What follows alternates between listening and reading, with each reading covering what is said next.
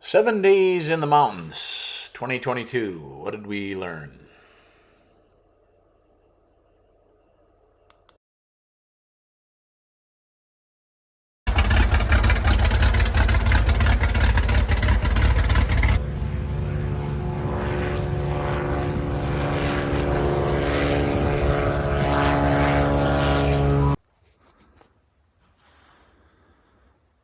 Sometimes nature reminds you who's the boss.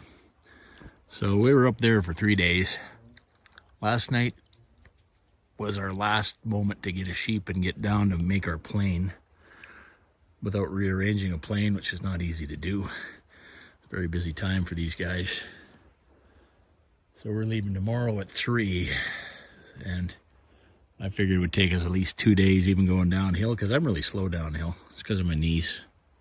I'm better comparatively going uphill. So anyway, we just ran out of time. The weather just was crazy. You can see the clouds coming down. Well, we were just socked in with clouds and it was raining. So much rain.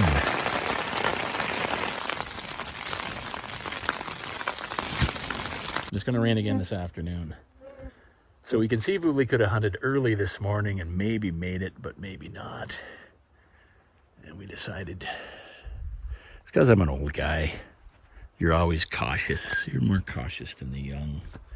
And the boy is very gracious. He's a very good guy to go with. We're very well matched as far as how we get along. I love my boy. Anyway, such a spectacular country, but we didn't get a sheep. We got close. We were in them twice. And honestly, if I was a betting man, I'd say there was one full curl in that bunch. But we only got a fleeting glimpse of him. He seemed to be a little solitary. So we figured out the band, but we couldn't figure out him in the time we had. So, but look at what we get to do as Yukoners. My God, it's just unbelievable. This would cost you $20,000, $30,000, this experience. And we have about $1,400 into the flight. And we can do this. We can do this draw probably every 5 or 6 years. If you put in every year. I turned back a sheep draw this year in a less lucrative place. I'm beginning to regret that because I could have gone out again. The boy works now, so this is probably it. So I wanted to get him on a sheep. One of the things is we're way better at figuring out full curl and not full curl. I'm way more confident. I think we've really gained a lot of information. Gear, here's my pile of gear. And I've talked about some of the gear that we really like. This tent, outstanding. God, best tent I've ever owned by far. I mean, it's a little comfy. You want to be a good friend with your partner.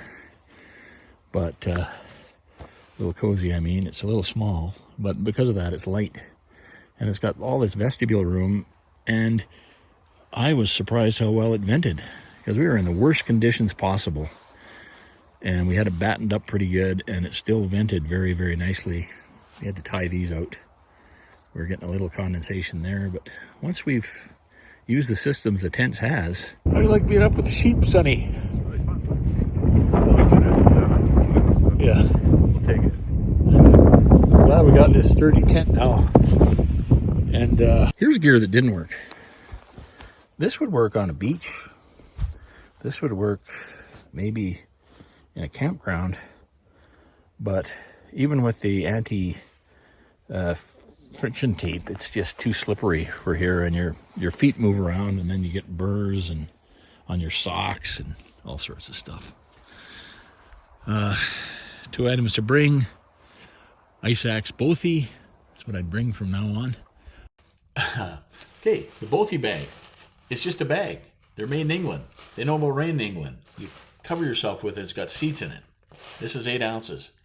Seats 4 people. Advantage over a tarp. No setup. Advantage over a tarp. Way warmer. Disadvantage over a tarp. Hard to sleep under.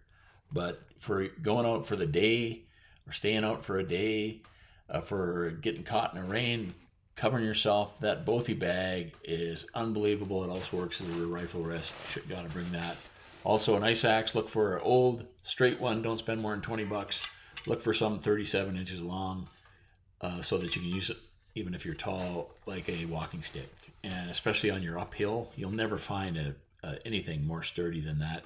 And this adds in, really helps you to straighten out your tent spot just a little bit. Like one hummock, removing one hummock can make a big difference. Like, where do you get country like this? Banff, Jasper, but where can you play like this? I mean, this is why my heart, Yukon's got a lot of problems. I worked in government. I know it's got a lot of problems. And those problems are human created. And we got a lot of work to do. And sometimes we got the wrong people in doing that work. But as far as a place to live, this is what makes this the greatest place to live on earth, maybe.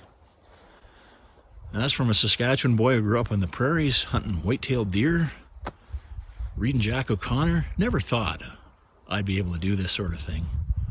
And I get to do this. I wish I'd done it younger, but look at my son is getting this opportunity.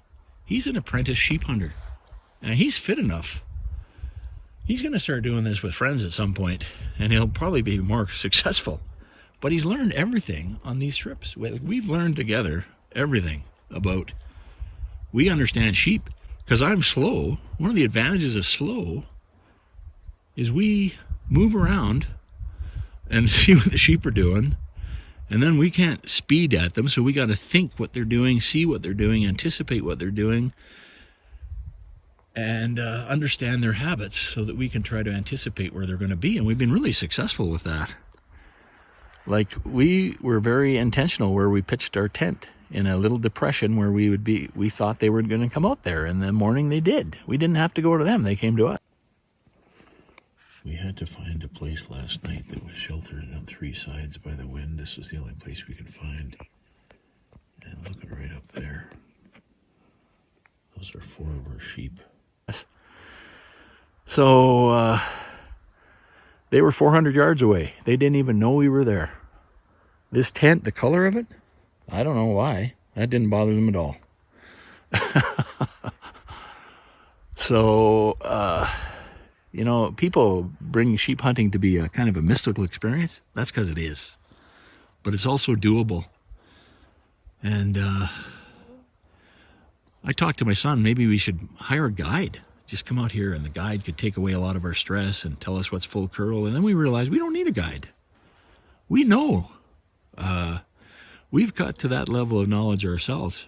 So like I said, the only thing I really have to work on is the level of fitness I have now is actually not bad. The level of fitness you need for sheep hunting is extremely good. So one of the problems I think psychologically I have is especially my downhill problem. I'm sometimes a little nervous of getting a sheep because I don't know how I'll handle coming out heavy. And that leads me to be a little bit tentative. And that's something I can work on by hiring a personal trainer, continue to work with Ryan McGilvery. He's really helped me out a lot. Wicked Ram Fitness. And just explore this country.